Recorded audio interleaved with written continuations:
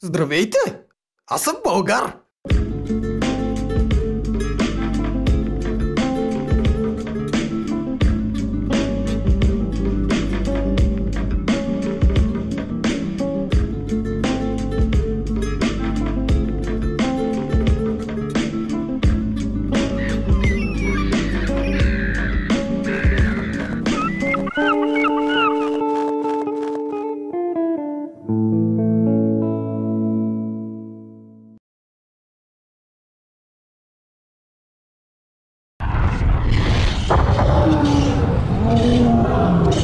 Момчета, това ако е бъдещето, аз съм Мики Маус. Явно сме се върнали в ерата на динозаврите. Защо гласът ти е толкова различен? Защото ме озвучава друг актьор. Добре, трябва да разберем точно в коя епоха сме. Съдейки по нивото на кислорода, както и по размера на мегалодона, сме точно по времето на метеорита. Метеорита унищожил динозаврите? Точно! О, не! Свършено е с нас! Мандибула! Кука! Бързо към тунела!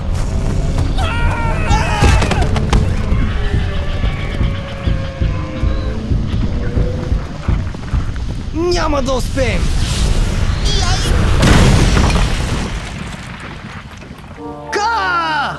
Не!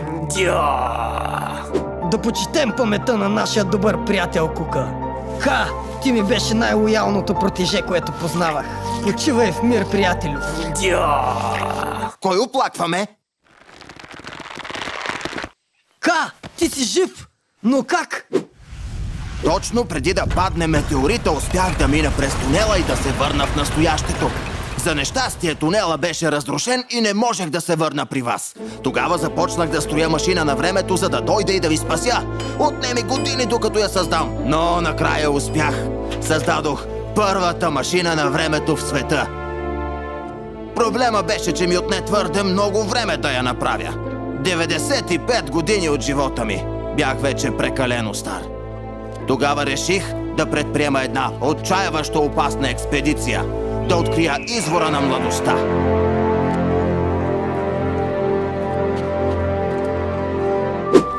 2135-та. Годината, в която го открих. Древен, сух, 300 годишен, болен от чарка учелник ме върна в младостта. И я имена! Отново млад и заразен от чарка. Дано не ви заразя. Аз я карах като малък. Да се прибираме в бъдещето.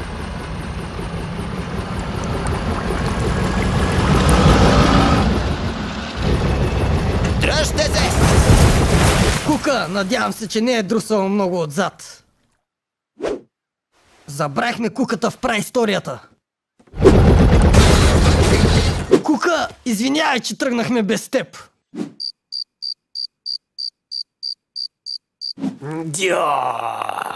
Дано не ви заразя. Аз я карах като малък. Сега я втасахме. Ами сега, върнали сме се няколко минути по-рано и се срещнахме с себе си. Трябва да намерим начин да оправим времевия континуум. Планът е много прост. Вие двамата трябва да се върнете точно на секундата, когато ние тръгнахме към бъдещето. И така ще се станем пак оригиналните трима за нула време. Явно сме се върнали.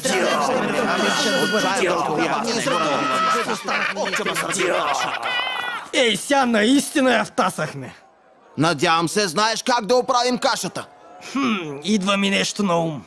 Айде, влизайте всички тука! Готово, пак си останахме ние тримата. Вече можем да се завръщаме в бъдещето. Не пали. Какъв е проблема? Или няма бензин, или е от акумулатора. Да изкопаем дупка за петрол, Свен. Друго не ми хрумва. Мандибула, сега се сетих, че петрола всъщност е енергийните останки от динозаврите, а в момента сме точно в тяхната ера, което ме навежда на мисълта, че петрол все още може и да няма. В такъв случай, преди 60 милиона години пак е имало динозаври. Пак не пали! Явно е от акумулатора. Ще ми трябва малко време да я оправя. О, не! Тиранозавър Рекс! Бягай!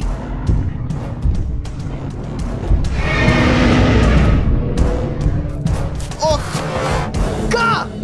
Изкълчих си котрето и няма да мога да продължа. Само ще ви забавя. Тръгвайте без мен.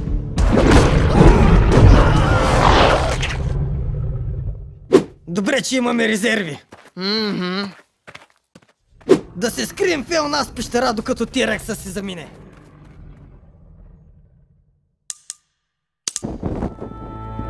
Кука, елате да видите.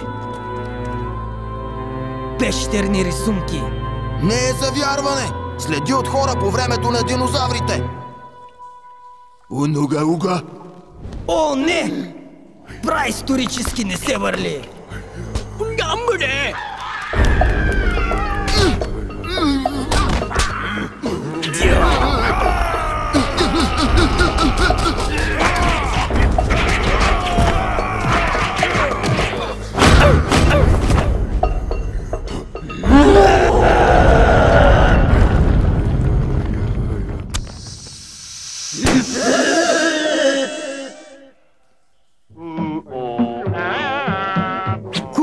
Ти победи тяхния лидер и явно вече се кланят на теб.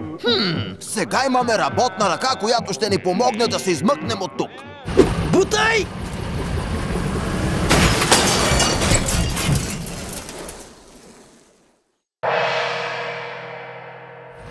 Бутай!